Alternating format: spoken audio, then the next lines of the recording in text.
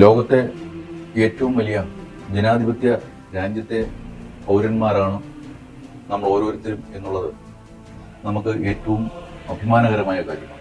ജനാധിപത്യം, മതേതരത്വം, സോഷ്യലിസം എന്നീ മൂല്യവത്തായ ആശയങ്ങളിൽ അടിസ്ഥാനമാക്കിയാണ് ഈ രാജ്യം കെട്ടിപ്പടുത്തിരിക്കുന്നത്. ഈ ആശയങ്ങളുടെ ഉറവിടം എന്ന് പറയുന്നത് നമ്മളുടെ ഭരണഘടനയാണ്. ഇന്ത്യ എന്നത് ഒരു മതേതര രാജ്യമായിരിക്കുമ്പോൾ തന്നെ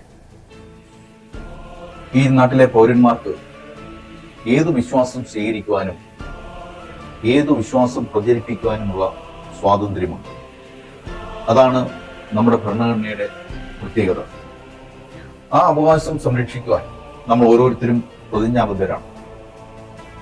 ഈ രാജ്യത്തിന്റെ നിലനിൽപ്പിനും ഈ രാജ്യത്തിന്റെ വളർച്ചയ്ക്കും ജീവൻ ബലിയർപ്പിക്കാൻ തയ്യാറുള്ള ഒരു സമൂഹമാണ് ക്രൈസ്തവ സമൂഹം.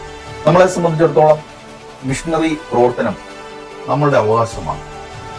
ക്രിസ്തു ഏൽപ്പിച്ചിട്ടുള്ള ദൗത്യ നിർവഹണത്തിന്റെ ഭാഗമാണ് മിഷണറി പ്രവർത്തനം. ആ മിഷണറി പ്രവർത്തനം തടസ്സം കൂടാതെ നടത്തേണ്ടത് നമ്മളുടെ അവകാശമാണ്.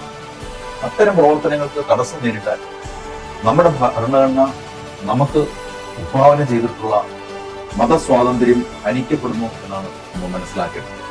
അത്തരം ശ്രമങ്ങളെ നമ്മൾ പരാജയപ്പെടുത്താൻ ശ്രമിക്കേണ്ടിയിരിക്കും.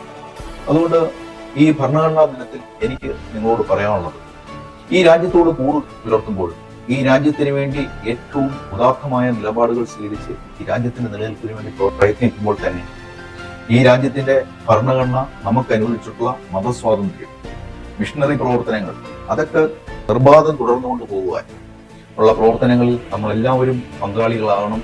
അത്തരം പ്രവർത്തനങ്ങളിൽ പങ്കാളികളാകാൻ നിങ്ങൾക്ക് എല്ലാവർക്കും കഴിയട്ടെ എന്ന് ഞാൻ ആശംസിക്കുന്നു. ഇന്ന് ഇന്ത്യയുടെ ഭരണഘടനാ ദിനമാണല്ലോ. സ്ത്രീ പുരുഷ ഭേദമന്യേ, ജാതിമത ഭേദമന്യേ തുല്യത ഉറപ്പാക്കുകയും തുല്യനീതി ഉറപ്പാക്കുകയും ചെയ്യുന്നതാണ് നമ്മുടെ ഭരണഘടന. മൗലിക കർത്തവ്യങ്ങൾ എന്നാൽ നമ്മുടെ ഭരണഘടന അനുശാസിക്കുന്ന ആദർശങ്ങളും നിയമങ്ങളും പാലിക്കുക എന്നുള്ളതാണ്. നമ്മൾ പലപ്പോഴും നമ്മുടെ അവകാശങ്ങൾക്ക് വേണ്ടി പോരാടുമ്പോഴും നമ്മുടെ കർത്തവ്യങ്ങൾ ചെയ്യാൻ വിമുഖത കാട്ടുന്നു. ഒരു ക്രിസ്തീയ സഭയുടെ അംഗങ്ങൾ എന്ന നിലയിൽ നമ്മുടെ ഭരണഘടന അനുശാസിക്കുന്ന മൗലിക കർത്തവ്യങ്ങൾ അനുസരിച്ച് പ്രവർത്തിച്ച് ഉത്തരവാദിത്തപ്പെട്ട പൗരന്മാരാകുവാൻ നമുക്ക് സഭയായി ശ്രമിക്കാം.